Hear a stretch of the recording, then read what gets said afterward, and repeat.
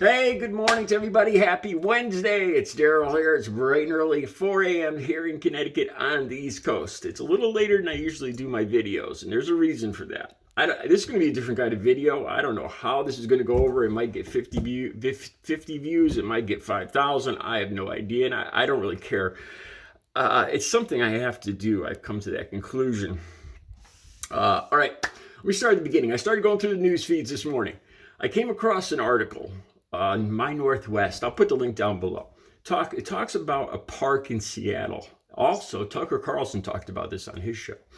And it's complaining about, it's this wealthy neighborhood, high-end homes, townhouses.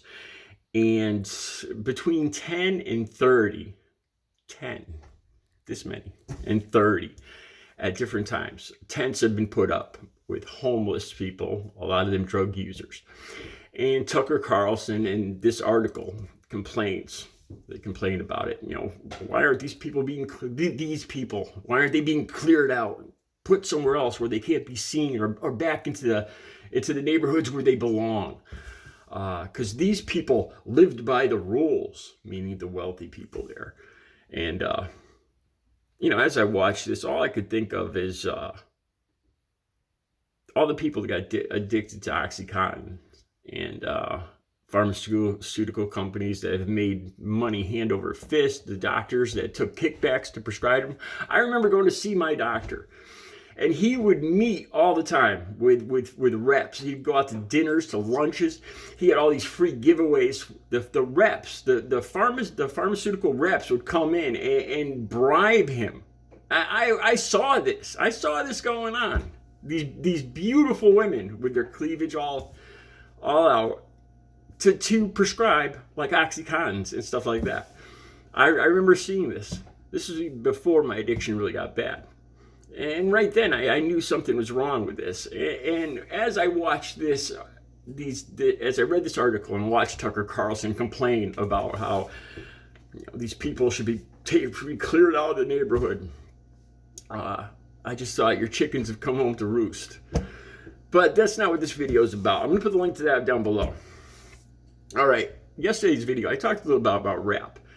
I started watching the rap game. It's on a channel here. I think it's, I can't remember what the channel's called. I started watching the rap game, and I got caught up in it. I loved it. And I watched all seasons. There's 5 seasons, and went up to season 5. There was this kid, Eli, a Caucasian kid, a very rare, there wasn't very many Caucasian kids in this show. There's not many talented Caucasian rappers, I guess. I don't know. I'm 56 years old. All right. So as I watched this, I thought he was good. This morning, the show came on while I was researching the Tucker Carlson stuff and the neighborhood in Seattle, the drug addiction. I was thinking about drug addiction and all that. So I decided to see, where are these guys at? Because I didn't know who had won season 5 up until this morning. This was over a year ago. This was like a rerun. So I saw Tyler Rain, this girl won it. But then I wondered what happened to the rest of them. So I came across this video that had shown where this kid Eli Triplett. Now, I don't know. I researched this morning. I don't know if he's still with us. I wouldn't be surprised if he wasn't even with us anymore. I pray to God he is. This is the reason I'm making this video. I'm going to put a link down below. I might put the video. I'm not sure. It's age restricted. There's a video. The first video I came across was of this bright-eyed kid that had a lot of talent. And he didn't win. He got booted off the show before the end, but he had a lot of talent. And I came across this Instagram video where he's in his car and he's all tatted up and he's smoking and he's using and he's dropping pills, and it broke my heart. It's not even putting it. I saw myself in this kid. I don't know, he's probably in his 20s now. I'm going to put the link. I'll put the links down below. He's got a YouTube channel here on YouTube, Eli Triplett. The last video he did was about 8 months ago. And It's a mess. His life is a mess. But then first I saw the video of him using in his car, and to say that bad things aren't right around the corner for him, bad things are right around the corner for him, is an understatement. I remember being in that position. It's the end of the line. It's the rock bottom, and I watched this, and I couldn't even recognize this kid anymore. And I heard him talk about anxiety and how some people need drugs because of anxiety, like self-medication, and it just reminded me so much of myself. I was a different kind of artist. I was one of the youngest people to work in an architecture firm, 21 years old. I was working with guys from Yale, Harvard. I was designing Litchfield Police Barracks here in Connecticut. I was designing it when I was like 21 years old. These guys had all gone to four-year colleges, universities like Yale, Browning, Syracuse, and were licensed architects. And I was working with them at 21 years old. I went to a technical school. I was the youngest guy hired in this firm, and to say I had a lot of talent was understated.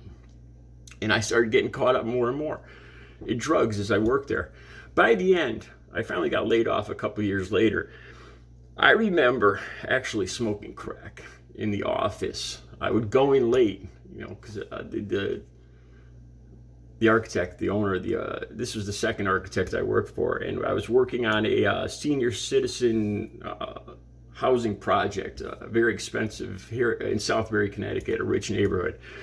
And I was working on that, and he needed these blueprints done. And this is just when CAD came out, and I was one of the only people that knew how to work computer-aided drafting at that time. And he had me working night and day. And I remember going in that office at night with a handful of crack and working on the blueprints while I was hitting it. Terrible memories. Looking back, I realized how badly I screwed up. And as I watched this kid, and I watched videos from 8 months ago, his voice, this kid still got talent. I wouldn't make this video if I saw myself in this kid. And the videos from like 8 months ago, a year ago, you could tell by his lyrics, he's talking about graveyards and grim reapers, and he knows he's at rock bottom, and like I said, I pray he's still with us. I think this kid, he lived in Chattanooga, Tennessee. Where he lives now, I don't know. I hope he watches this video to reach out to me. I'm no drug counselor or anything like that, but I hope he doesn't. I hope he makes the step to get help. I wasted over 20 years of my life before I finally got help. I used to think the same exact way he did, that I needed these drugs. There was no other way. The drugs helped me, that I needed them. There was no other way I could live without them. And I want to say this one last thing too. As I watched him in this video, his mother died of drug addiction. And I think not winning the rap game probably saved his life. If he had, I looked at this, and the funny thing is, Jermaine Dupri talked about how Eli stood a good chance of winning it in the shows after.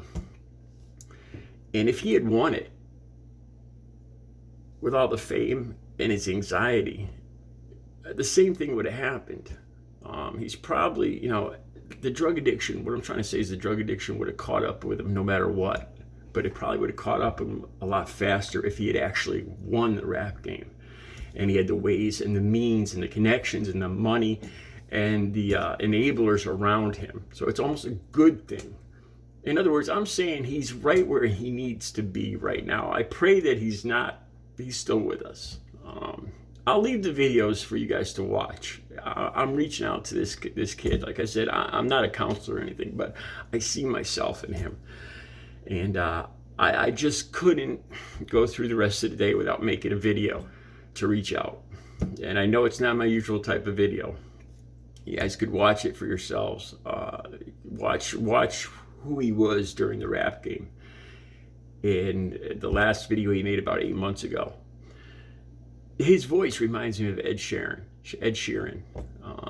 He's got talent, and he deserves sobriety. I hope he gets it.